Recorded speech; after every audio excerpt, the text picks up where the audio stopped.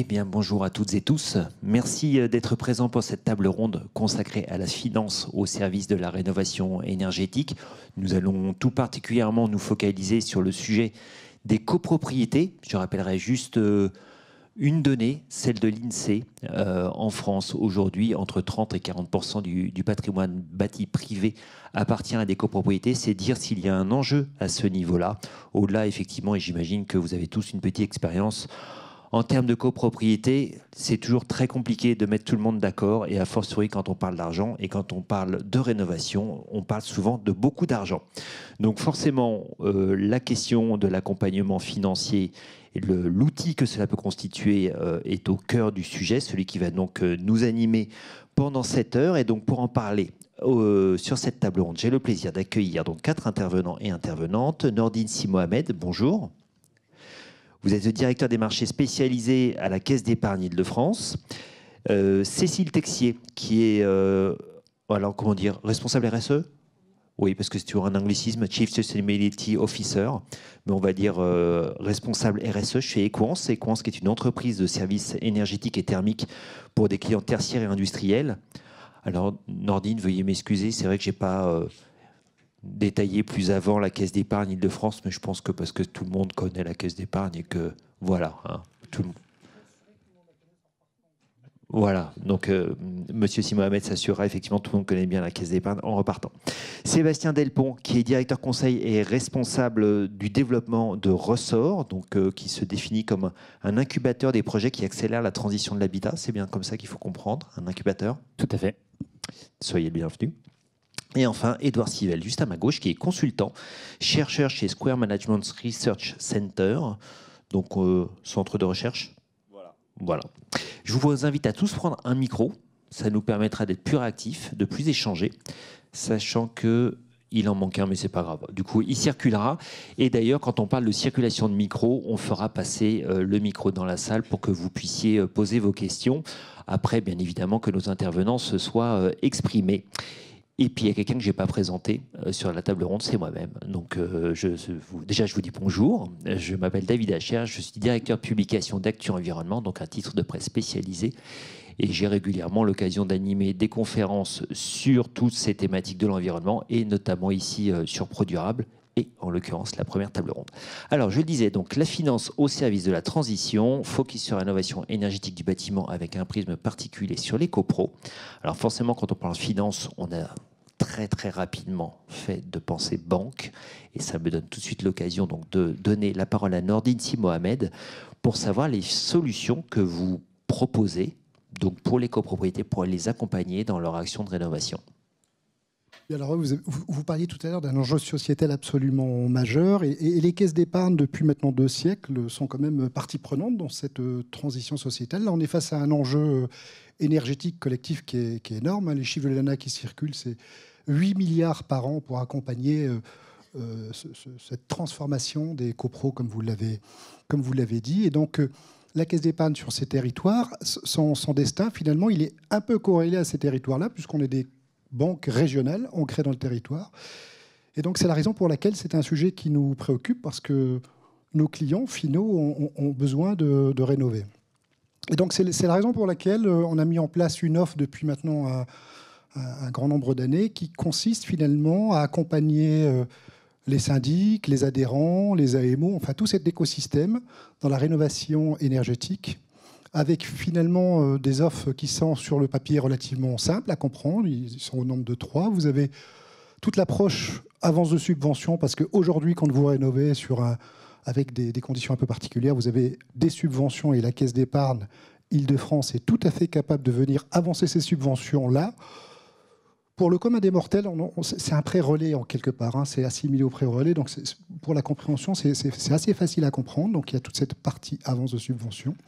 Vous avez tout ce qui est le financement par l'éco-PTZ. Là, vous connaissez l'éco-PTZ à titre personnel quand vous faites un prêt. Il existe aussi dans le cadre de la copro.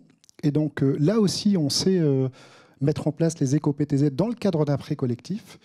Et puis il existe également le prêt collectif standard, qui consiste finalement à prêter à un nombre d'adhérents important, parce que je rappelle qu'un prêt collectif, ça peut être une petite copro où vous avez 20 personnes, comme une copro, vous en avez 5000.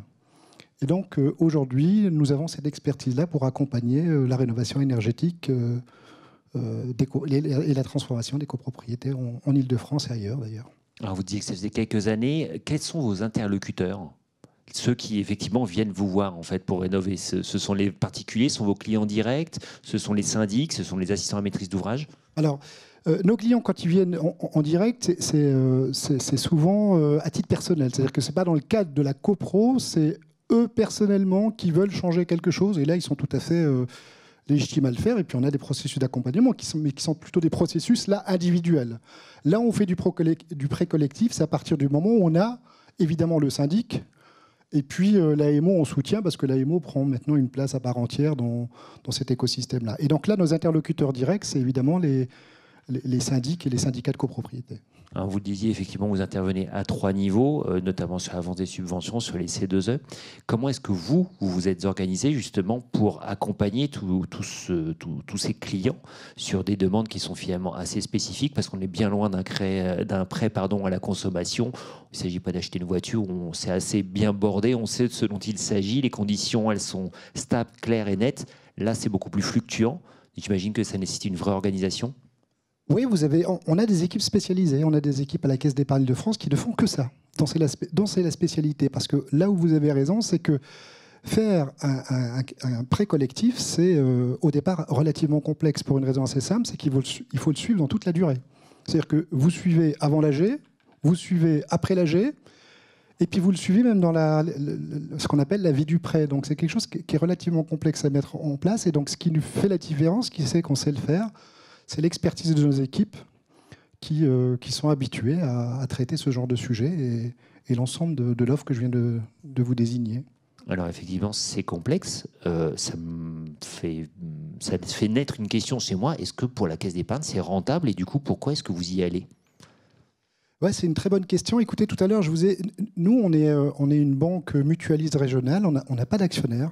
Et donc, ce qui compte à nos yeux, en tout cas, on pense que notre destin est lié à celui du territoire. Donc s'il y a un besoin ici de développement, il faut qu'on trouve les moyens à terme de l'accompagner et que ça devienne une activité rentable.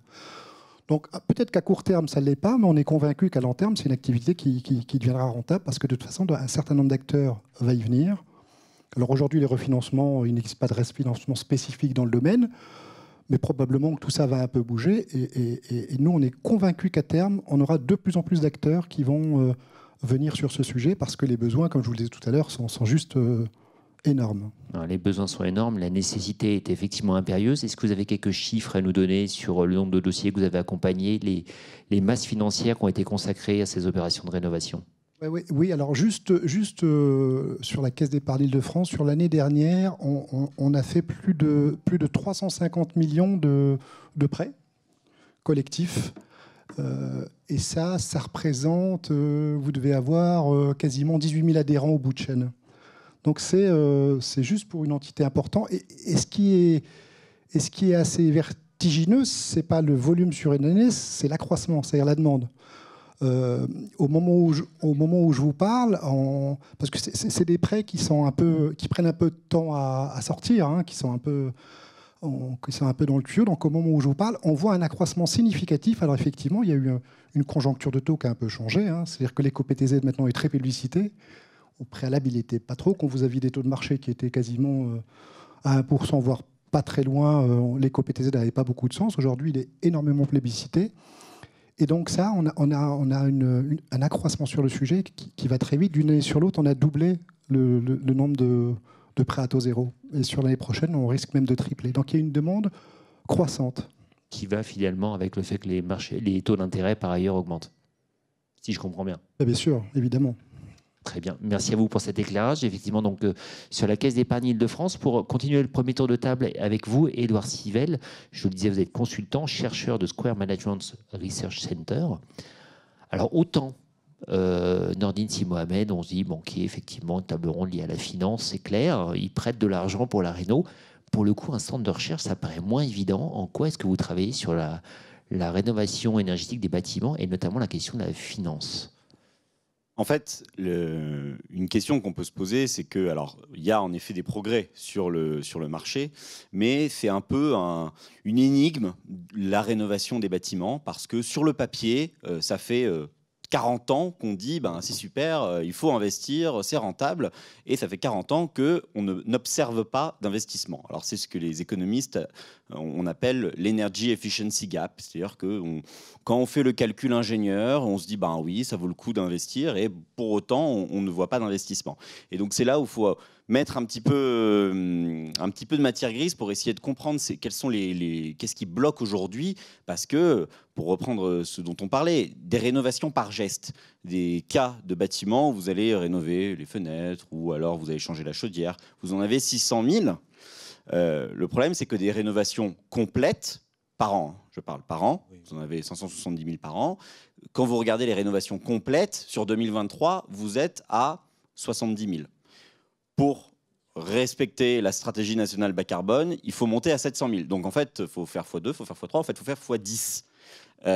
Et donc ça veut dire que sur les chiffres que donne la Caisse des dépôts en fait, à horizon 2030, par année, on va dire qu'aujourd'hui on investit à peu près 22 milliards sur la rénovation du bâtiment par an. Il faudrait rajouter 27 milliards de plus. Donc il faut faire plus que x2 sur les financements. Donc il y a quand même une énorme marche à monter sur ce point-là. Et quand vous regardez, alors dans cette espèce d'énigme autour de l'Energy Efficiency Gap, c'est que quand on regarde les maisons individuelles, bon, on a pas mal de rénovations, de petites rénovations qui se font, parce que vous allez avoir des préférences des individus qui sont très différentes. Vous avez des gens qui valorisent énormément le fait d'avoir une maison verte, parce qu'ils veulent faire des économies d'énergie, parce qu'ils ont envie d'être confortablement installés chez eux, parce qu'ils ont envie d'avoir aussi une meilleure santé, hein, parce qu'il y a aussi l'aspect santé qui est important dans la rénovation énergétique. Mais vous voyez, vous avez plein de petits co-bénéfices. Et le calcul, si vous le faites uniquement eu égard aux économies d'énergie sur la facture, eh ben, c'est pas forcément hyper évident que ce soit rentable. Et donc, vous avez un petit pourcentage de gens qui vont faire des grosses rénovations, mais la majorité vont faire des petites rénovations. Et dès lors que vous passez dans une copropriété, parce que là, on était sur la maison individuelle, les gens peuvent décider tout seuls, bon, allez, moi, je fais une grosse rénovation, moi, je fais une petite rénovation. Vous êtes sur une grosse propriété, là, il faut mettre d'accord 10, 15, 20, 30, 50 copropriétaires. Mais sauf que personne n'a le même objectif, personne n'a le même... enfin, c'est des questions d'actualisation, c'est des questions de projection dans le futur. C'est ce que je disais, je pense que tout le monde a un petit exemple ici vécu voilà. Dans un copro où c'est difficile de faire passer la moindre décision. Et du coup, il y a une forme de... On peut avoir une formalisation économique pour comprendre en fait quels sont les nœuds du problème autour de ça. C'est vraiment cette différence de capacité à projection, à se projeter dans le futur et sur les futurs gains et la capacité à valoriser ces différents co-bénéfices qui est différente. Ce qui, je comprends bien, ce que tu es en train de nous dire, c'est de travailler sur la valeur du bien après la rénovation, quelque part pour donner envie, pour inciter effectivement à la rénovation. Alors ça, on voit en fait aujourd'hui sur le marché, quand vous faites des études économétriques sur comment est-ce qu'un bien B se vend par rapport à un bien F, par rapport à une passoire thermique, vous avez un bonus à la valeur qui est significatif, qui est plus... Alors sur une maison individuelle, on va à peu près égaliser le montant qui est associé à une rénovation. C'est pas exactement ça sur un appartement, mais vous avez quand même un gain de valeur qui est important. Et donc, en fait, bon, on a souvent tendance à penser l'investissement, ben, j'investis, puis j'ai un retour sur mon investissement. Mais en fait, là, c'est presque comme si vous bloquiez du capital, parce qu'en fait, vous mettez du capital dans votre logement qui prend en valeur, et en plus, vous avez le rendement d'un meilleur confort, de factures d'énergie plus basses. Et donc, c'est un peu ce changement de paradigme qu'il faut réussir à instiller, en fait, chez les ménages pour permettre de déclencher la décision. Et puis après, il y a d'autres problèmes de coordination de la filière. Mais il y a quand même déjà cette première étape où, pour décider les individus à se lancer dans le processus, il faut vraiment les convaincre des multiples bénéfices, et notamment sur le fait que, oui, il y a bien une valeur sur le marché associée aux bâtiments efficaces en énergie. Ça, effectivement, c'est l'objet sur lequel vous travaillez, sur lequel vous recherchez. Du coup, j'ai envie de vous dire, est-ce que vous avez déjà trouvé quelque chose? Est-ce qu'il y a eu des études, des chiffres à nous donner, quelque chose qui, effectivement, permette d'aller adresser le ménage lambda et de lui dire, là, si vous rénovez, vous pouvez attendre telle plus-value sur votre bien? Tout à fait. Alors ça, c'est des choses qu'on a réussi à estimer de manière assez précise sur différents marchés immobiliers. Alors bon, je pense qu'un certain nombre de personnes ont déjà dû voir circuler les études des notaires. Les études des notaires avec, vous prenez plus 3%, plus 4%, plus 5%. Avec d'ailleurs des pourcentages qui parfois sont un peu bizarres parce que vous avez l'impression que ça monte jusqu'au C, puis après ça redescend pour le B.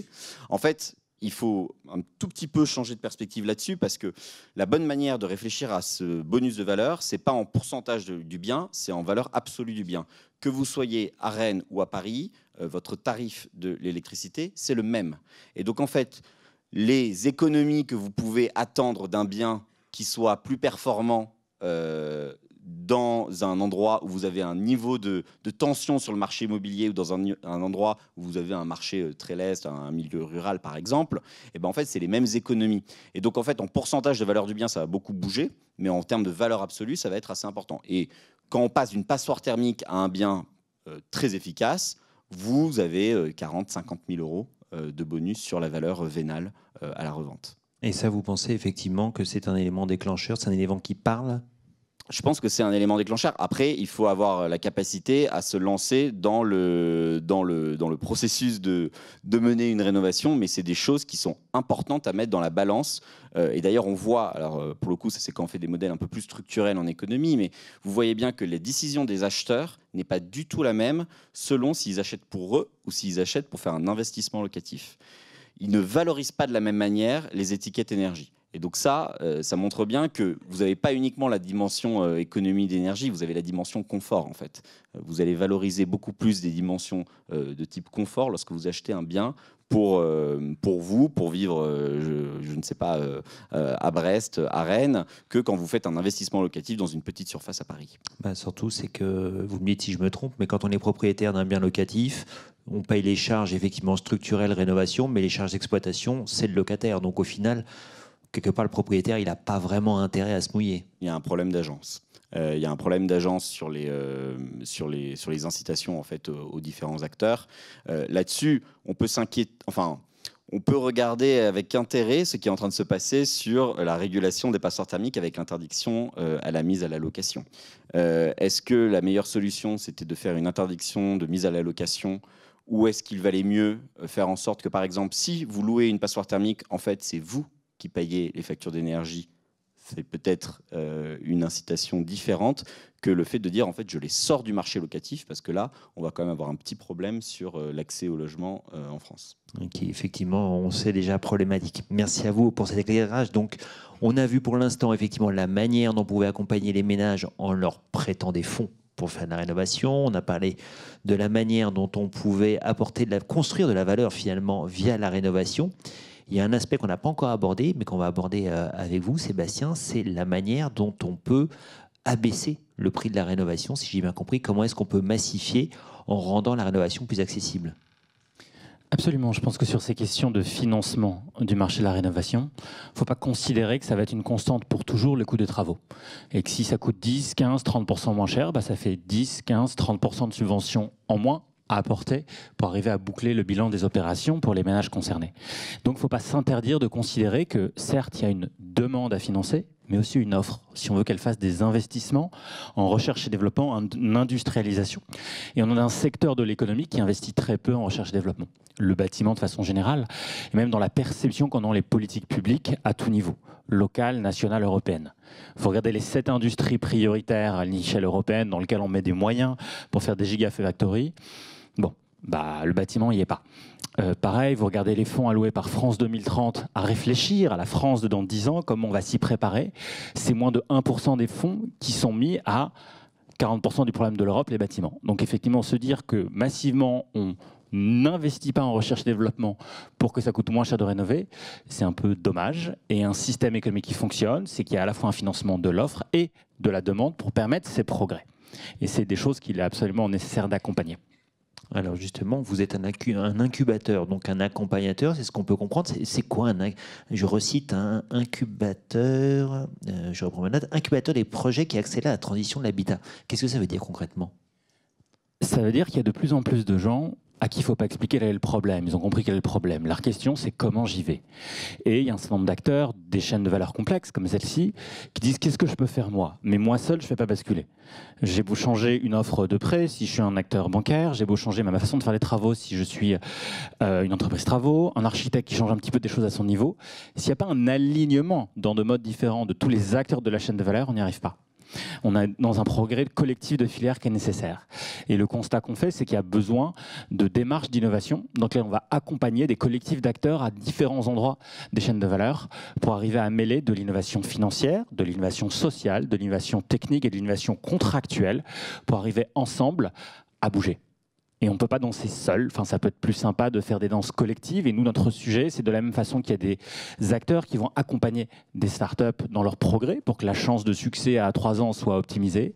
Et on pense que les coopérations interacteurs avec des acteurs publics, privés, citoyens ont plus de chances de succès à horizon 3-4 ans si elles sont accompagnées dans ce type de développement. Donc, ça veut dire que vous êtes facilitateur finalement entre les différents maillons de toute la chaîne. Absolument. C'est vraiment notre rôle et ce qu'on mène. Donc, par exemple, sur ce sujet des copropriétés, lancement d'un programme d'innovation, on essaye de faire de l'achat groupé entre copropriétés de travaux de rénovation performantes. Parce qu'il trouve qu'il y a un certain nombre de zones urbaines dans lesquelles on a construit les bâtiments à la même époque, avec les mêmes types d'architecture, avec les mêmes architectes, les mêmes entreprises. Aujourd'hui, on a des donneurs d'ordre différents, des copropriétés distinctes. Maintenant, comment on peut se dire que structurellement, par un effet masse, et forcément, si on propose un architecte, une entreprise travaux, de faire plutôt 500 logements que 50 logements, il est fort plausible qu'il y ait des effets d'échelle qui se dégagent, qui fait qu'on saura in fine proposer un prix meilleur. Il y a juste un effet masse et il peut y avoir aussi pousser des innovations techniques, notamment autour de la préfabrication d'ensemble, qui vont aussi limiter la pénibilité des travaux. Et donc, par exemple, aujourd'hui, on travaille avec Bordeaux Métropole Énergie, qui est une SEM de tiers financement d'accompagnement à la rénovation énergétique, qui a des métiers de service pour accompagner, en lien avec bien sûr tous les acteurs de l'écosystème, les syndics en premier lieu, sur des copropriétés. Et là, l'idée, c'est d'essayer de séquencer, d'accompagner avec les mêmes méthodologies 4 copropriétés et leur demander, en tout cas leur proposer vos travaux. Voilà, on vous demande de voter, mais le prix, ça sera 100. Le prix des travaux. Mais il se trouve que si vos confrères, la semaine prochaine, ils votent en AG les mêmes travaux, l'entreprise nous propose plutôt un prix de 95. Et si la troisième copro, qui a la même typologie constructive, elle vote les travaux en même temps, moi, entreprise, je vous propose un prix de 92. Voilà, créer cet effet d'échelle. En réfléchissant comment, et ce n'est pas anodin, mais des modes contractuels, des modes de faire différents pour accompagner ces progrès. Et vous avez quelques exemples à nous donner? Parce que c'est vrai qu'on voit bien qu'il y a plusieurs leviers de mutualisation. Bon, moi, pour y avoir moi-même été confronté, je sais que dans les rénovations par l'isolation thermique extérieure, il y a notamment par exemple l'échafaudage. Alors qu'on voit que l'échafaudage, il a été déposé sur l'immeuble d'en face 3 semaines avant. Ça arrive à s'articuler. C'est là votre métier de faire en sorte qu'il y ait des connexions qui se fassent entre les uns et les autres? Absolument. Nous, CIG, c'est de se dire prendre un réflexe différent. Aujourd'hui, le premier réflexe d'un syndic quand il accompagne une copropriété, c'est pas forcément de savoir si les confrères et les bâtiments voisins, qui ont les mêmes typologies constructives, parce que pour qu'il y ait aussi un effet d'échelle, c'est pas juste des bâtiments d'architecture complètement hétérogènes qu'on va traiter en même temps. On traite pas un bâti haussmannien comme une tour de 15 étages construite en 70 de la même manière, par les mêmes solutions, les mêmes effets. Donc il y a en tout cas une réflexion de se dire aujourd'hui, est-ce que dans ce territoire, il y a d'autres objets urbains de même nature qu'on pourrait traiter de façon synchrone. Donc il y a besoin de développement d'outils. Nous, on travaille en développement beaucoup d'outils gratuits open source au service notamment des collectivités pour leur permettre de rendre un petit peu concret cette intention de planification écologique pour faciliter la capacité à faire des opérations d'ampleur plus grande. Ce qui est d'ailleurs quelque chose que pousse beaucoup la récente directive européenne sur l'efficacité énergétique que la France a 2 ans pour transposer. C'est de dire comment on peut lancer des dynamiques massives, territoriales, des dynamiques de rénovation massive de quartiers. Et ce type d'approche, à notre avis, peut y contribuer parce qu'on veut vraiment donner des outils gratuits open source qui vont faciliter ces coopérations publiques, privées, citoyennes pour engager des projets de plus grande ampleur à moindre coût. Alors avant qu'on continue le tour de table, il y a aussi un aspect sur lequel je voulais revenir. Vous parlez de massifier, vous parlez quasi d'industrialiser effectivement la rénovation. Je crois justement que vous avez travaillé sur le projet Energy Sprong. Vous pourrez peut-être nous en dire un mot. Vous en avez été à l'initiative. On en a un moment beaucoup parlé, il m'a semblé. Peut-être un petit peu moins maintenant. Où est-ce que ça en est? Alors, Energy Sprong... Déjà, effectivement, nous rappeler ce dont il s'agit. Energy Sprong, c'est un mot hollandais qui veut dire saut énergétique, qui vise à se dire que demain, il faut qu'on arrive à changer d'échelle dans les modes de rénover et faire émerger des standards de rénovation. Alors on se dit ça fait peur, vous voulez qu'on habite tous pareil? Non, on n'habite pas tous pareil. Mais par exemple, nous, autour de la table, c'est possible que avec 4 standards, du XL, du M et du S, on soit capable de tous s'habiller. On a un standard effectivement commun qui permet en tout cas de produire en grande série des choses qui ne sont pas faites sur mesure. Le problème dans le bâtiment, c'est que voilà, c'est comme si dans les vêtements, on avait eu le choix qu'entre Yves Saint Laurent et Mamie Tricotte. Et on pense qu'il y a aussi une place de marché pour du prêt-à-porter, de solutions qu'on va dérouler à plus grande échelle, qui correspondent à une part importante de la population. Et ne pas s'interdire cette innovation. Et donc ce qu'on a accompagné dans le mouvement Energy Strong, c'est faire émerger des solutions reproductives qu'on peut pousser à grande échelle, avec des efforts d'innovation, notamment autour de solutions hors site, en accompagnant initialement des grands donneurs d'ordre, des gens qui ont un volume, qui ont pu garantir à des acteurs économiques qui s'engagent en recherche et développement, qui avait un débouché, que ce n'était pas juste un nouveau prototype bizarre qu'on leur demandait de rénover, mais des marchés d'échelle. Et donc on a accompagné ça depuis 5 ans en France. Au départ, il y avait 10 logements. Aujourd'hui, 5 ans plus tard, on est passé à plusieurs milliers. Donc on a fait x100 en 5 ans. Voilà, avec le rôle qui était de nous de faire ce lien entre les acteurs de l'offre et la demande pour ça. Et aujourd'hui, il y a la réalité des rénovations massives, c'est qu'elles se font par vagues. Vagues, il y a des hauts et il y a des creux.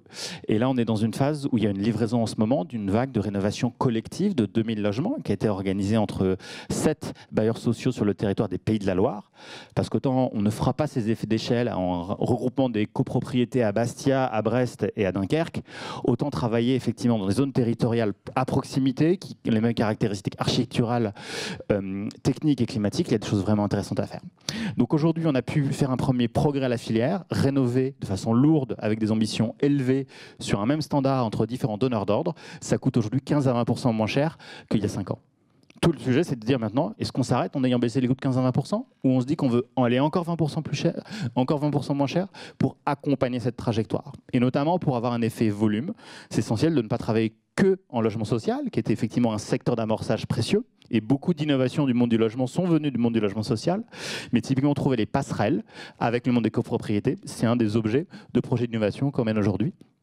Parce qu'effectivement, les bailleurs sociaux ne se financent pas pareil, ils n'ont pas les mêmes processus de décision, c'est exposé aussi à l'instant, et c'est ça qu'il faut arriver à organiser pour effectivement faire basculer les dominos les uns après les autres, pour accompagner en tout cas la démocratisation au plus grand nombre de solutions de rénovation très performantes. Merci Sébastien pour cet éclairage. Je propose qu'on continue avec vous, Cécile Texier, donc je dis responsable RSE chez Equans. Alors Equans, finalement, sur la table, si le centre de recherche, c'est vrai, Square Management Research Center, tout le monde ne connaît pas forcément, mais je dirais rapidement que vous êtes société spécialisée sur les services énergétiques et thermiques, ce qui veut dire beaucoup et pas grand-chose en même temps. Est-ce que vous pouvez nous préciser quel est votre domaine d'action et quel rapport finalement aussi avec la finance ? Oui, alors peut-être un petit mot sur Equans. Vous ne connaissez pas forcément, et pourtant nous sommes une très grande entreprise. Equans, c'est 90 000 collaborateurs. C'est à peu près 19 milliards de chiffre d'affaires dans le monde. Et Equans est le nouveau leader dans le domaine de l'énergie et des services. La société a été créée en 2021 à partir des business units services de Engie, et elle a été acquise par le groupe Bouygues en 2022. Voilà, nous sommes très récents, c'est pour ça que notre nom, notre marque n'est pas encore connue, mais on y travaille. En France, Equans, c'est à peu près 7 milliards de chiffre d'affaires, c'est 35 000 collaborateurs et des marques peut-être que vous connaissez, Ineo, Axima, Bouygues Energy Services. Et notre métier de base, c'est de concevoir, d'installer, de maintenir, d'opérer des équipements énergétiques, des équipements électriques, thermiques, des data centers, d'installer des pompes à chaleur, des équipements de refroidissement. Donc ça, c'est au cœur de notre métier. On le fait essentiellement dans le tertiaire et dans l'industriel, pas trop dans le résidentiel, mais j'espère que notre expertise est néanmoins valable et pourrait être éventuellement dupliquée dans le domaine des copropriétés. Voilà, et on accompagne nos clients vers leur transition énergétique, dans leur feuille de route de décarbonation. Et c'est pour ça que pour nous, la rénovation énergétique est au cœur de notre métier. Alors comment est-ce que vous les accompagnez justement ? Alors peut-être ce qu'on peut dire en premier, c'est qu'il y a un vrai enjeu autour de la rénovation énergétique. Le bâtiment, c'est 75 millions de tonnes de CO2. C'est un poste important dans l'inventaire carbone de la France. Les 2 tiers, c'est du résidentiel, 1 tiers, c'est du tertiaire. On a déjà réduit à peu près de 30% par rapport à 1990 les émissions de ce secteur, mais il reste encore 60%. Il faut absolument qu'on accélère d'ici à 2030 pour faire ces moins 60% dans les 8 prochaines années. Donc il va falloir multiplier par 3, 4, 5, 10 fois le rythme de ce qu'on fait. Et aujourd'hui, on renouvelle le parc à peu près à hauteur de 1% des bâtiments qui sont rénovés chaque année, alors qu'il faudrait faire beaucoup plus que ça. Et nous, on a identifié 2 freins. qui sont importants à cette rénovation. Le premier, c'est le manque d'expertise. Et donc, nous, on propose notre expertise avec des solutions éprouvées, des solutions qui sont déployées largement aujourd'hui. On a une vision globale des solutions qu'on peut mettre en œuvre sur des projets complexes, des projets d'assez grande taille. Et puis, le deuxième sujet qui est un frein à la rénovation énergétique, c'est évidemment l'industrialisation, la massification de l'accès au financement.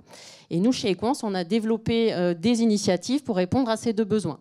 Pour répondre aux besoins d'expertise, on a lancé en 2024 une nouvelle offre qui s'appelle Carbon Shift, qui vise à permettre d'accompagner de façon beaucoup plus simple nos clients dans leur transformation, dans leur feuille de route de décarbonation. Et pour ça, on réunit à peu près 500 experts, en fait, nos meilleurs experts dans le domaine de l'énergie, de la thermique, des automatismes, pour proposer une offre intégrée et accompagner nos clients à la réduction de leur consommation énergétique, à l'électrification des usages, à la réduction de leurs factures également. Et notre offre Carbon Shift, elle couvre une très large gamme de services, du tout début du bilan de l'audit énergétique à l'accompagnement pour établir une feuille de route précise en évaluant les actions sur le plan des coûts-bénéfices, sur le plan financier et aussi sur le plan CO2, à faire des préétudes, à trouver des solutions de financement et à déployer des travaux. On a organisé en 5 axes nos solutions de décarbonation. Le premier axe, c'est consommer moins. Donc consommer moins, consommer local. Un des enjeux importants, c'est la gestion technique des bâtiments. Aujourd'hui, en France, ça sera bientôt, enfin c'est obligatoire dans le futur de déployer la gestion technique des bâtiments, mais il faut savoir qu'on n'a que 6% des bâtiments qui sont équipés aujourd'hui. Et même ceux qui sont équipés, les systèmes ne sont pas forcément très bien opérés, très bien implémentés, et alors qu'avec un système moderne, efficace de gestion technique des bâtiments, on peut gagner 30% en consommation. On pourrait peut-être détailler ce que c'est que la gestion technique des bâtiments, parce que je ne suis pas persuadé que tout le monde soit au fait de ce dont il s'agit. La gestion technique des bâtiments, ce sont des outils digitaux qui permettent de connecter les différents usages énergétiques du bâtiment, de planifier les modes de fonctionnement, de mettre des horaires, de connecter des capteurs avec le lancement des systèmes électriques ou thermiques. Et on va demain vers des choses encore plus intelligentes en intégrant le fait que les bâtiments soient occupés ou pas, en prenant en compte la météo demain, donc pour piloter véritablement les bâtiments et faire en sorte que on soit sur un optimum en termes de consommation énergétique pour avoir un usage qui est à l'exact besoin. Ça, c'est consommer moins. Ça passe aussi par utiliser des équipements beaucoup plus efficaces, faire du relamping. Voilà. Ensuite, on a une deuxième famille qui est consommer vert. Relamping, excusez-moi, changer les lampes. Relamping, pardon. Changer pour cet anglicisme, remplacer les luminaires et les éclairages. Ça a l'air de rien, mais ça paraît logique. Par des équipements à LED, par aussi des éclairages intelligents qu'on peut piloter et donc connecter à la gestion technique des bâtiments. Ensuite, on a une famille de solutions qui s'appelle Consommer vert. Et là, il s'agit de remplacer des équipements qui fonctionnent, par exemple, avec du fossile. Aujourd'hui, je disais qu'on a encore des émissions significatives.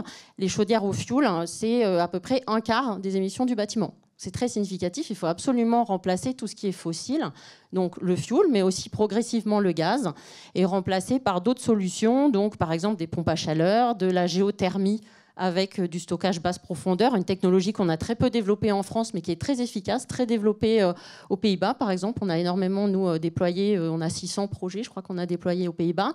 C'est une façon de stocker la chaleur ou le froid en intersaison pour la restituer ensuite dans la saison suivante. Donc en été, on stocke du chaud qu'on restitue en hiver et vice-versa.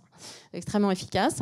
On peut utiliser de la biomasse. Et puis il y a d'autres familles de solutions qui sont moins pertinentes sur de la rénovation énergétique, mais par exemple, c'est produire vert, donc installer des panneaux solaires, consommer flexible, donc avec des systèmes de batterie ou de pilotage du réseau, et puis capturer les émissions de CO2. Là, on est sur des choses qui sont aux prémices. Donc ça, c'est la théorie. Et en pratique, on a plein de références. Vous alliez peut-être nous poser la question. Justement, voilà. Est-ce que vous avez des exemples à nous donner de réalisation ? Oui, on a beaucoup de projets qui se réalisent. Alors, à la fois avec des acteurs publics ou avec des acteurs privés. Je ne vais pas citer le nom du client, mais dans le sud de la France, on travaille pour une ville de taille moyenne qui nous a confié un contrat de maintenance, d'opération et de rénovation de 60 bâtiments publics. avec derrière un contrat de performance énergétique et un engagement de réduire la consommation d'énergie de 34% à horizon 2030. Et dans ce projet, il y a plusieurs facettes et on va s'attacher notamment pour les bâtiments les plus énergivores à les connecter avec des systèmes donc, de régulation et de pilotage, ce dont on parlait tout à l'heure, gestion technique des bâtiments, à travailler sur la rénovation énergétique, à la fois des enveloppes, des isolations. Si on veut être efficace sur le plan du chauffage, il ne faut pas que ça soit une passoire thermique, donc on doit évidemment isoler d'abord. Ensuite, intégrer des équipements plus efficaces énergétiquement, donc des éclairages et les systèmes de chauffage. Et puis, développer aussi une plus grande autonomie énergétique en installant une chaudière à biomasse plutôt qu'à gaz, en mettant en place du solaire thermique et puis en raccordant au réseau de chaleur urbain. Alors pour faire le lien avec la thématique finance, ça veut dire quoi? Ça veut dire que vous accompagnez vos clients aussi avec des dispositifs financiers. J'ai cru comprendre, vous parlez des CPE notamment, les contrats de performance énergétique, parce que finalement vous êtes exploitant, vous installez donc les matériels dont vous nous avez parlé, de gestion technique du bâtiment, de production de chaleur, de thermique, électricité, etc. Mais derrière, en fait, vous les faites financer aussi par une approche CPE? Oui, alors nous, effectivement, on a cette capacité à faire des contrats de performance énergétique. Et puis, on a aussi développé un véhicule de financement spécifique. Donc, je vous parlais de cette marque Carbon Shift sur le fond, sur la technique. Mais on a aussi travaillé avec nos partenaires, avec la Banque des Territoires, avec Tikeo Capital, pour développer une solution de financement qui s'appelle EFIWatt, qui a été dotée de 35 millions d'euros. Et cette solution de financement, elle vise à financer des opérations d'efficacité énergétique pour des clients qui peuvent être des acteurs publics, mais aussi des TPE, des PME, pour les accompagner. Donc on conjugue dans ce projet EFIWatt, on intègre à la fois l'expertise technique qu'on amène nous, avec la garantie de l'analyse des projets, les acteurs financiers que j'ai cités tout à l'heure, et puis une dimension de proximité, parce qu'on a un fort maillage. En France, on a 700 agences et nos partenaires, la Banque des Territoires est très présente aussi en local, et ça nous permet donc d'aller chercher et d'identifier les clients qui peuvent avoir ces besoins de financement. Et pourquoi on a développé cette plateforme de financement? Parce que, en fait, quand on veut déployer un plan de transition énergétique ou un plan de décarbonation, et c'est quelque chose que je faisais moi dans mon précédent job, je travaillais pour un grand acteur de l'industrie ferroviaire, et donc j'avais une feuille de route climat avec une identification d'un certain nombre de leviers à mettre en œuvre d'ici à 2030, et puis très vite, vous faites face à des contraintes de CAPEX. Et alors là, deux options. Soit on divise les travaux et on fait 200 000 euros la première année, 400 000 la deuxième, 1 million la troisième, etc. Ou alors on cherche une solution de financement qui va permettre finalement de faire les travaux tout de suite, d'avoir des économies d'énergie et de compenser des loyers. Maintenant, pour des projets qui sont d'une taille de 1 à 2 millions d'euros, ça ne fonctionne pas très bien parce qu'il y a des coûts fixes importants sur le montage de ces systèmes de financement. Et donc, on n'a pas la capacité, avec des projets comme ça, d'avoir du spécifique en termes de financement. Donc, nous, on a développé cette plateforme EFIWatt spécifiquement pour des projets plutôt de petite taille, entre 100 000 euros et 3 millions d'euros. Et on a fait une pré-analyse des types de projets qu'on pourrait financer. Toujours pareil, gestion technique des bâtiments, éclairage, panneaux solaires, équipements de réfrigération. On a pré-analyser ça, on a en quelque sorte dérisqué les sujets, on connaît les équilibres économiques qu'il y a derrière, et donc nous on peut proposer des solutions de financement, les clients peuvent venir nous voir en 48 heures, on est en capacité de proposer, d'analyser le dossier et de proposer des conditions de financement. Aussi parce que derrière il y a des contrats de performance énergétique et que nous on est en capacité de s'engager sur la performance énergétique du système qu'il y aura derrière. Et ensuite, les taux, ils vont dépendre du type de client, public, privé, de certains indicateurs financiers, du type de projet. Et on essaye d'ajuster la durée de financement, évidemment, au ROI, en quelque sorte, de l'investissement, pour qu'on ait un bon équilibre entre les économies d'énergie et les loyers que va payer le client. Alors quand je vous écoute tous autour de cette table ronde, j'entends parler de massification, j'entends parler de fluidification. Finalement, on veut vraiment faciliter la mise en œuvre, la mise en route de l'opération de rénovation énergétique. Alors Nordine Si Mohamed, comment est-ce que vous, à la Caisse d'épargne Île-de-France notamment, vous employez effectivement à faciliter au maximum? Alors on a bien compris que vous adressiez le marché des copros. Il est très divers. Vous nous parliez effectivement de votre point d'entrée qui parfois est le ménage final, parfois c'est les syndics, parfois les assistants maîtrise d'ouvrage. On a parlé de la manière dont vous accompagnez, dont vous étiez structuré. Mais qu'est-ce qu'on fait pour massifier ça? Ouais, vous avez raison. Jusqu'à là, quand même, le marché du financement de la copropriété, c'est quand même un marché de niche. Et qui dit un marché de niche dit une industrialisation pas tout à fait au point. Et ça rattrape votre question de tout à l'heure sur la rentabilité. Aujourd'hui, on voit que c'est un marché qui est en train de prendre une dimension un peu plus grande. Il y a très peu d'acteurs qui financent aujourd'hui, mais on entend de plus en plus de nouveaux acteurs qui arrivent. Et donc, cette innovation dans notre activité, en tout cas sur cette activité-là, elle est essentielle. Elle est essentielle si on veut accompagner les sommes astronomiques dont je vous parlais tout à l'heure, parce que clairement, aujourd'hui, les acteurs sur le marché n'ont pas la capacité d'accompagner l'ensemble de ces besoins. Alors, plusieurs types. Quand c'est individuel, c'est assez simple finalement, parce qu'un prêt personnel, un crédit immobilier, un crédit pro, les banques savent faire ça depuis un certain nombre d'années. C'est totalement automatique, c'est industrialisé, et on arrive à faire des volumes. Quand c'est du prêt collectif, c'est plus compliqué, parce qu'aujourd'hui, les investissements sur l'industrialisation et l'automatisation de ce sujet-là a été peu fait. C'est la raison pour laquelle, en ce qui nous concerne, on essaie de dépoussiérer un peu le sujet. Déjà, on a sur le plan du confort, parce que l'ensemble des protagonistes que vous avez en face de vous, ce qu'ils veulent, c'est ce que vous décrivez. Hein. Le client final, il veut que ce soit simple et pas cher. Le syndic, il veut que ce soit la meilleure offre pour son client, pas cher. Et s'il pouvait ne pas avoir à gérer, ça serait bien aussi. Donc tout ça, il faut être capable quand même d'aligner les pratiques. Et donc pour aligner ces pratiques-là, il faut un peu qu'on puisse y réfléchir collectivement. Donc plusieurs choses. En ce qui concerne les prêts collectifs, l'innovation de la Caisse d'épargne aujourd'hui, c'est qu'on est capable de faire un prêt collectif et de prélever le client final. Alors dit comme ça a l'air de rien, mais pour l'ensemble des protagonistes, c'est énorme, parce que le client final, lui, ce qu'il veut, c'est se dire, bon, à bon escient ou à mauvais escient d'ailleurs, c'est se dire, moi ce que je veux, c'est qu'on me prélève directement du prêt, comme ça, je suis à peu près sûr qu'il n'y a pas de commission obscure qui passe sur le compte, donc l'adhérent, lui, veut qu'on le prélève directement. Les syndics, vous comprenez bien qu'avec la volumétrie qu'ils ont, ils préfèrent ne pas avoir à avoir la gestion du prêt à faire, parce que c'est quand même des contraintes lourdes, et donc nous sommes capables de faire un prêt collectif et prélever sur le compte des adhérents. Donc ça, c'est fait à la Caisse d'épargne, et on sait le faire sur... Alors le prêt collectif, c'est le syndic qui le souscrit? Le syndicat de copropriété qui le souscrit. Néanmoins, pour autant, les prélèvements vont bien se faire sur les adhérents finaux, et ça, c'est une avancée significative déjà aujourd'hui au moment où on parle. Et c'est finalement ce qui fait que la Caisse d'épargne a un temps d'avance sur le sujet, parce que c'est simple à dire, mais très très compliqué à mettre en œuvre.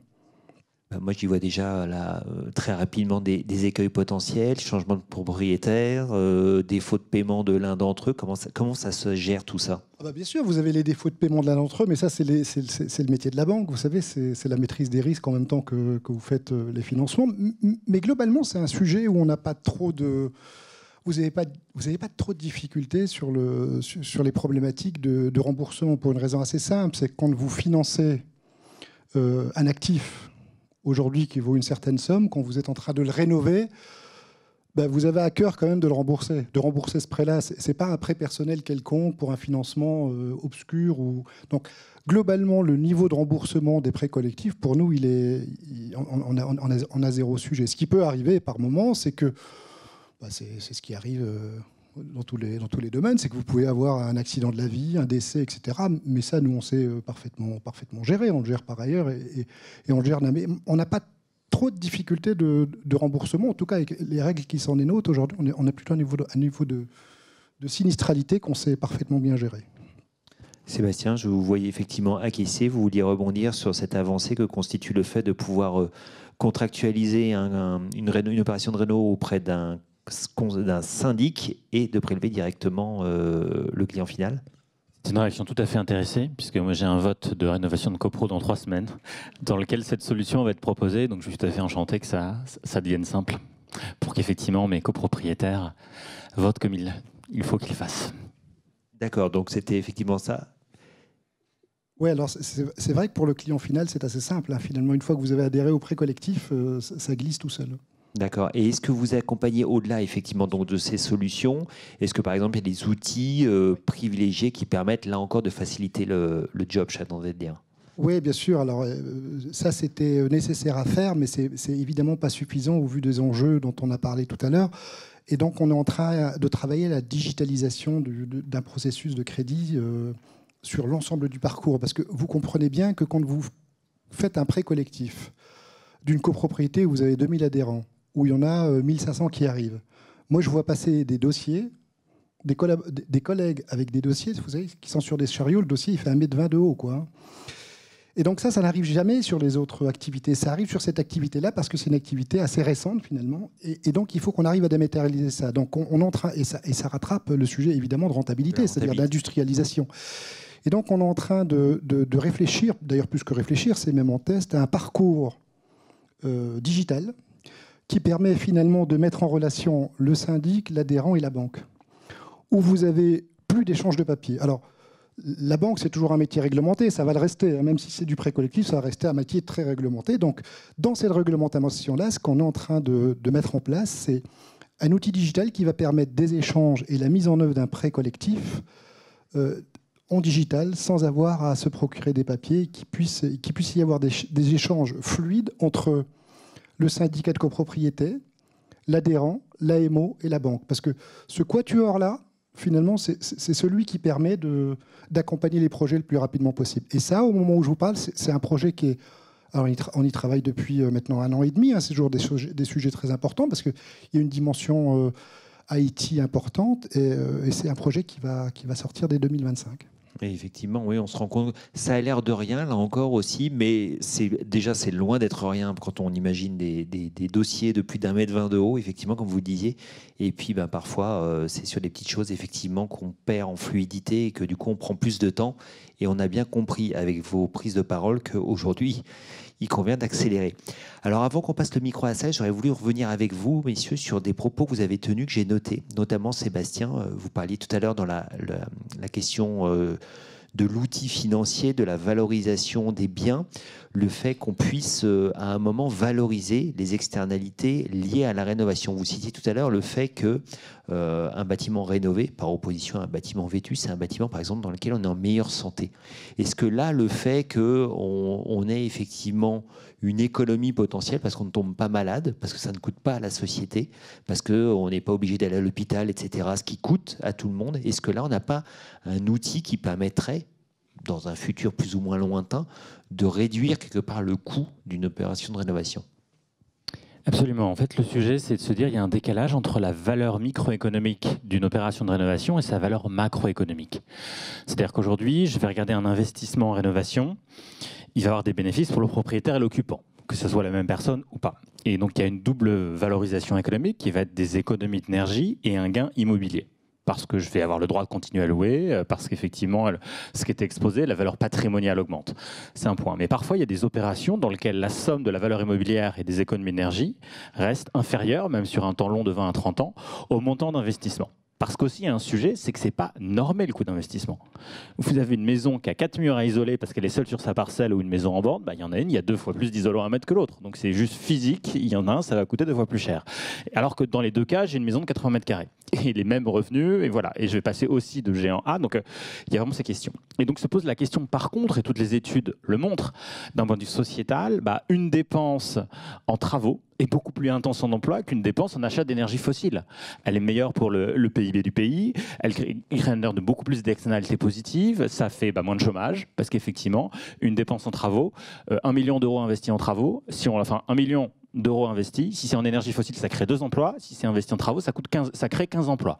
Donc on s'est dit, tiens, effectivement, si demain il y a plus de rénovation, quand bien même ça coûte un peu plus cher et le bilan économique n'est pas complètement équilibré d'un point de vue microéconomique pour les personnes engagées, on voit que d'un point de vue sociétal, ça va réduire les coûts chez France Travail. Ou bien, effectivement, les gens, bizarrement, les gens qui sont en pauvreté énergétique et se chauffent à 12 ou à 13 degrés chez eux, ils sont plus souvent malades qu'effectivement les gens qui ont les capacités de se chauffer à 20.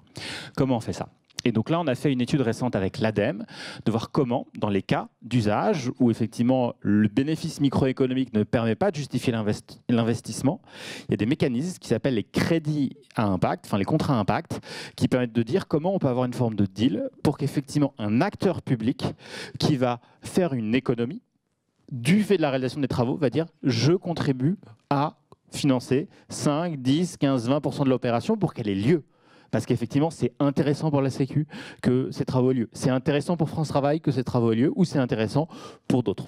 Dans le cas de copropriété, par exemple, peut-être l'exploitant du réseau de chaleur, au lieu d'installer une centrale de 20 MW pour produire de l'énergie, il va avoir besoin de ne faire que 15 s'il y a effectivement plus de copros qui sont bien isolés. Donc effectivement, lui, ça va lui faire un moindre investissement. Il se dit, bah voilà, mon moindre investissement va me rapporter, entre guillemets, ou me faire économiser 5 millions d'euros. Bah, je suis prêt à mettre 2,5 millions d'euros sur la table pour financer l'opération de ces rénovations, pour moi, ne pas avoir 5 millions à mettre.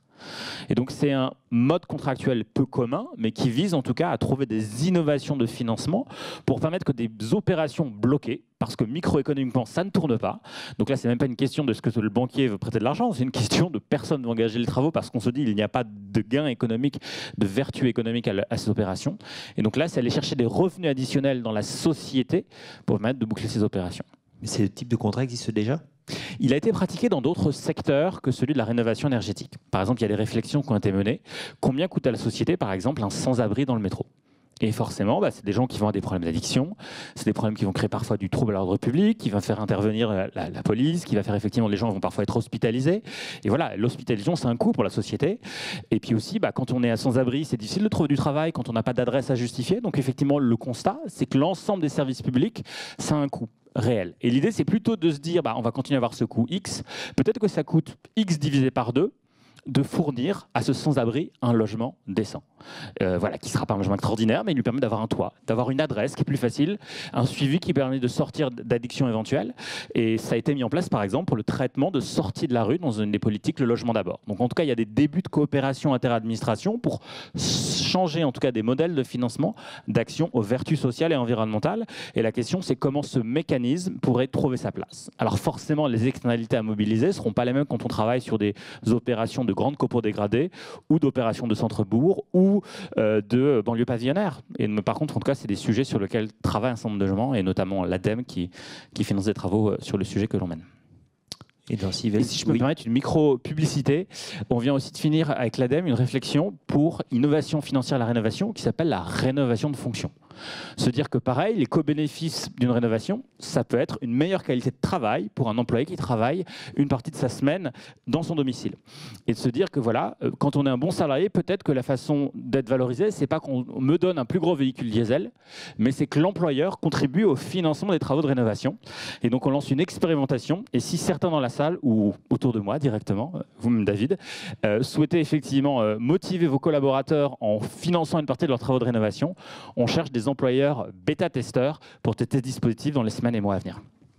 Eh bien, merci pour cet éclairage. Donc, Édouard, j'ai l'impression que votre voisin aussi fait un peu de recherche. Oui. Alors moi, j'ai une petite divergence parce que je rejoins le fait, c'est ce dont on a parlé, les co-bénéfices, les externalités positives, etc. Je mets juste un petit point d'alerte. En fait, on a tous ces co-bénéfices, ces externalités positives. C'est pour ça qu'on a le taux. Les éco-prêts à taux zéro qui sont financés par l'État. On a MaPrimeRénov' qui sont quand même des dispositifs qui sont lourds de financement. Je pense qu'il faut faire juste un tout petit peu attention parce qu'on a eu tendance au cours des dernières années à changer les réglementations sur les aides à la rénovation tous les ans. Tous les ans, on a un changement. Tous les ans, on a des nouveaux dispositifs. Les gens n'y comprennent plus rien. Vous êtes devin, c'est la question que je voulais vous poser. Non, mais du coup, la question, c'est... On est en pleine actu. Est-ce qu'il faut que l'État ait une vision intelligente de OK, c'est quoi les co-bénéfices que j'ai à financer telle ou telle activité dans ma société parce que spontanément, l'équilibre économique ne me le fournit pas? Très bien. Ça doit déterminer le montant que met l'État pour être capable à ajouter pour déplacer l'équilibre de marché. Après, est-ce qu'il faut refaire des contrats au cas par cas? Ça me semble un petit peu compliqué et peut-être un petit peu fastidieux. Faut peut-être, là, le nouveau format de MaPrimeRénov', il est quand même énorme en termes de subventions pour les ménages précaires.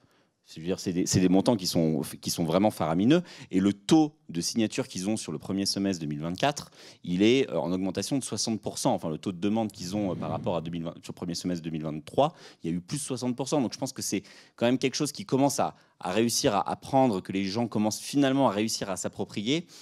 Je suis tout à fait d'accord que dans une perspective, le policymaker doit avoir une approche rationnelle de cette dépense publique et se dire très bien, j'investis là-dedans, etc. Parce que je sais que j'ai des externalités positives sur mon système, j'essaie de maximiser le bien-être de ma population. Faire des contractualisations au cas par cas sur chaque externalité ou sur chaque... Je suis d'accord avec vous, on est d'accord en fait. Ça me semble... On est d'accord et l'État est d'accord. Le sujet, il n'est pas là. Le sujet, il est de se dire, on a des dispositifs qui existent qu'il ne faut surtout pas perturber, mais se dire qu'aujourd'hui, une politique publique, malgré le design le plus optimal, elle va être optimale pour 90 situations. Qu'est-ce qu'on fait dans les 20% où ça ne fonctionne pas comme il faut? Et le sujet que veut faire le législateur, c'est de se dire j'ai des progrès, il ne faut surtout pas perturber les dispositifs en classe, mais si j'ai effectivement des niches de marché dans lesquelles j'ai des dysfonctionnements, est-ce qu'il y a des façons qu'on peut les traiter? Et donc la vérité, c'est surtout de ne pas casser un dispositif pour en imaginer un autre, mais plutôt se dire il y a des failles de marché que, vu la diversité du marché du logement, des typologies constructives, des configurations urbaines, ce n'est pas imaginable qu'un dispositif simple puisse répondre à tous les sujets. Donc l'idée, c'est plus de se dire, dans quelques cas où il y a des failles de marché, trouvons les façons de les résoudre. J'entends tout à fait. Le sujet, c'est que les 20% qui ne marchent pas ou qui sont peut-être un peu compliqués à atteindre, on n'est pas sûr qu'en fait, les coûts de transaction, d'aller chercher des nouveaux dispositifs vaillent le coup. Je veux dire, vu le nombre de rénovations qu'on a à faire, si déjà on fait tout ce qui fonctionne à peu près bien, on sera déjà bien content avant de s'attaquer aux 20% restants. Mais bon, c'est une question de priorisation. Alors, messieurs, je vous laisserai effectivement discuter, échanger, battle-tester vos propositions. Je vous propose qu'on fasse quand même passer un micro dans la salle parce qu'il est déjà 15h12. On a déjà beaucoup discuté entre nous et du coup, il est temps de voir s'il y a des questions. Alors, je ne vous cache pas que c'est toujours l'angoisse, hein, ça, de l'animateur. C'est « Ah, bah voilà, il suffit de dire qu'on angoisse et tout le monde pense à moi. » Oui, alors c'est plutôt une question, je pense, pour vous, monsieur Si Mohamed, même si je serais ravi d'avoir l'avis de tous les intervenants. Je me demandais, en fait, vous avez parlé de la difficulté qu'il y avait à avoir un certain nombre d'interlocuteurs, les architectes, les entrepreneurs, etc., etc. Est-ce que vous, dans votre banque, vous proposez des services avec une plateforme digitale, une plateformisation, de mise en relation ? Alors, je suis souvent habitué dans les tables rondes. La première question est souvent pour le banquier de la table, hein, donc merci. Non, on n'a pas de plateforme parce que ça, il y a l'AMO, c'est lui qui coordonne sur les dossiers de copropriété. Vous avez un AMO qui coordonne à peu près tout ça. Nous, on propose, on a des dispositifs sur les clients particuliers qui veulent optimiser leur intérieur. On a des dispositifs, on travaille avec des partenaires qui permettent de faire un diagnostic et les accompagner. Sur la copro, sur les prêts collectifs, il y a la sphère qu'il y a autour d'eux permet de faire tout ça en réalité. C'est pas là qu'ils nous attendent. Ils attendent pas la banque. Autant le petit particulier, il attend la banque ici. Autant sur la copro, vous avez un environnement autour qui permet finalement de mettre ça sous contrôle. Cécile, vous vouliez prendre des notes? Tout à fait. Si vous voulez apporter vous également un élément de réponse. Et puis après, on prendra la deuxième question de Madame, je crois, derrière. Alors, on a, nous, des outils digitaux pour connecter les différents acteurs du projet, hein, et puis des systèmes de BIM, donc de Building Information Management, donc des plateformes qui permettent de rassembler toutes les données du bâtiment pour que tous les acteurs impliqués puissent travailler avec ces informations. Merci pour ce complément d'information. Madame, juste derrière. Ah, vous n'avez pas de micro, je vous en apporte un. Bonjour, je suis Nafissa Goupi, fondatrice du magazine Décision Durable. Merci beaucoup pour vos témoignages très inspirants. En fait, j'ai deux questions très très rapidement. Donc, ma première s'adresse à Madame Texier. Quand vous accompagnez 60 bâtiments publics, ma question serait en fait, est-ce que ça met combien de temps en fait pour acquérir les contrats ? Et ensuite, en termes de travaux, ça nécessite quoi comme délai pour la finalisation? Donc ça, c'est ma première question. Et ensuite, je vais avoir une deuxième question très rapide pour Monsieur Si Mohamed. Si je peux vous la poser tout de suite. Donc, en fait, votre approche est vraiment très innovante en termes de banquier. Est-ce que cette approche en matière de prêt pour les copropriétés, est-ce que c'est déployé sur toute la France ? Parce que vous êtes, si j'ai bien vu, vous êtes Île-de-France. Merci beaucoup. Je commence ? Alors, sur l'acquisition des contrats, je pense que ça va de quelques mois à quelques années. Hein. Quand même, on est sur des projets avec des appels d'offres, avec des temps longs, hein, nécessairement. Après, sur les délais des travaux ou sur le contrat de performance énergétique, en particulier sur ce projet que je mentionnais, c'est 8 ans. C'est à horizon 2030. Et donc, ça s'étale sur cette période. Et alors, oui, vous avez raison, moi je représente la Caisse d'épargne d'Île-de-France et jusqu'au moment où je vous parle, on finance la copropriété dans l'ensemble de la France. C'est-à-dire que les équipes que j'ai font ça dans toute la France parce que c'est une activité qu'on avait récupérée du foncier il y a quelques années. Il y avait une dimension qui était nationale. Et donc, vous savez que les caisses d'épargne, c'est un groupe, c'est le groupe BPCE.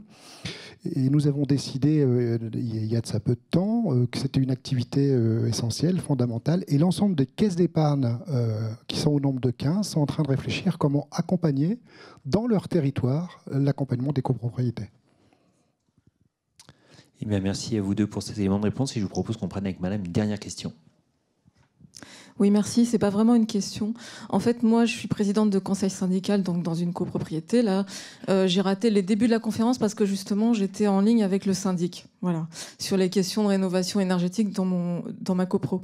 Je voulais vous informer, parce qu'il y a plein de gens qui ne sont pas au courant, qu'il y a une fresque de la rénovation qui existe au même titre que la fresque du climat. Donc moi, je suis animatrice, il y a d'autres personnes. Si jamais vous voulez diffuser l'information aux gens lambda pour savoir comment on fait une rénovation énergétique de manière globale, c'est déjà très intéressant parce que les gens sont globalement paumés. Et voilà, déjà commencer par ça. Il y a aussi des outils qui existent pour aider les copropriétaires à mieux s'entendre entre eux, parce qu'en fait, on parle toujours de la technique et du financement, mais on ne parle pas de comment on fait un projet collectif ensemble. Et quand on est dans les entreprises, qu'on veut mener des projets RSE, c'est exactement le même problème quelque part. Voilà, donc je vous informe de ça. Et puisqu'on est sur le financement, je dirais aussi, peut-être qu'il y a des acteurs qui seraient bienvenus de financer ce genre d'événements à destination du grand public pour aider à massifier, parce que je pense que le côté humain, c'est très important. Et voilà, donc je voulais vous remercier pour tout, mais je voulais aussi apporter ce témoignage-là. Merci à vous. Et alors, du coup, en réaction, j'aurais bien voulu passer la parole à Edouard Sivelle, savoir si au sein de Square Management, justement, vous réfléchissez à ça, parce qu'on a bien compris, du coup, vous étiez un centre de recherche, la manière dont on peut faciliter les échanges, notamment au sein des copros avant, pour arriver plus rapidement à l'opération de réno. Alors, il y a quand même un certain nombre de collectivités qui se mettent à faire ce genre d'initiative pour essayer de lancer des processus de discussion dans les copros. Je pense que ça, c'est des assez bonnes démarches. Après, la coordination des colocataires, je reviens quand même à mon point initial qui est l'horizon temporel. Le temps de détention moyen d'un appartement en France, c'est 7 ans. Donc, en fait, vous arrivez il faut se dire que voilà, vous avez 30 copropriétaires. En fait, les gens qui ont envie de se lancer dans un truc qui va prendre globalement 2 ans, mais si on industrialise bien et qu'on arrive à bien compacter, ça va quand même prendre tout et pour tout grand minimum 2 ans. Donc il faut réussir à trouver le votant médian dans la copro qui a envie de le faire, qui va rester dans la copro le temps qu'il faut. Donc je pense que là, en fait, il y a un rôle pour les banques aussi à aller chercher, et ça, elles ont la capacité de le faire, c'est d'aller chercher les ménages pour qui c'est très intéressant d'aller faire des rénaux, et notamment souvent des jeunes retraités qui peuvent être très motivés pour entreprendre cette démarche au sein des copros. Donc je pense que les banques, elles peuvent être assez fortes pour aller chercher les personnes qui sont pertinentes, et notamment elles peuvent le faire parce que vous avez les factures d'énergie des ménages, et donc en fait à partir de la zone de la facture d'énergie, on peut assez vite déduire en économétrie les personnes pour qui c'est le plus intéressant, et donc ensuite utiliser ces points-là comme point d'entrée et levier pour ensuite développer les produits que vous faites qui sont hyper intéressants. Peut-être juste pour que le public soit bien aligné. Alors votre idée est ingénieuse et bon, on ne pourra pas la mettre en œuvre parce qu'on peut pas la data, on peut pas utiliser la data de nos clients pour ça. Hein. Donc on ne sait pas, on peut pas aller regarder qui utilise quelle énergie dans quel endroit et quel niveau d'énergie. Ça, on n'est pas encore autorisé à le faire dans la banque. D'ailleurs, nulle part ailleurs. Hein. Alors, vous pouvez, avec l'open data sur la BDNF, par exemple, la Banque nationale, les bâtiments, la base nationale sur les bâtiments, vous pouvez avoir quand même énormément d'infos sur ces choses-là. Mais vous... Sébastien, et ce sera le mot de la fin. Oui, c'était pour appuyer ce qui a été dit par madame. Oui, l'humain est essentiel dans ces projets. Donc il y a beaucoup à faire et je pense que nourrir les boîtes à outils de façon de faciliter, d'accompagner ce processus de décision est vraiment important. Et on développe pour la Commission européenne en ce moment aussi un outil qui va être un jeu vidéo, en fait, pour aussi des publics à qui ça va parler, pour effectivement jouer à modéliser ce que ça fait de ne rénover ou de ne pas rénover à l'avenir. Et donc il sera mis à disposition gratuitement de tous ceux que ça intéresse pour qu'aussi ceux qui veulent animer leur conseil syndical ou travailler avec les autres, hein, il y en a qui seront plus papier et jouer à la fresque et c'est très bien. Il y en a d'autres qui pourront peut-être un peu plus digital native, qui seront fans de ça. Donc je pense qu'il faut renforcer les boîtes à outils et de méthodes et de développement de méthodologies diverses qui accompagneront ces décisions vertueuses. Effectivement, créer le dialogue à hauteur d'un jeu vidéo, ça c'est innovant. Merci à vous toutes et tous d'avoir participé à cette table ronde. Merci à vous de nous avoir écoutés. Et donc je crois que nous allons tout de suite laisser la place à une nouvelle conférence organisée en cadre de Produits Durables. Merci beaucoup. Merci à vous tous.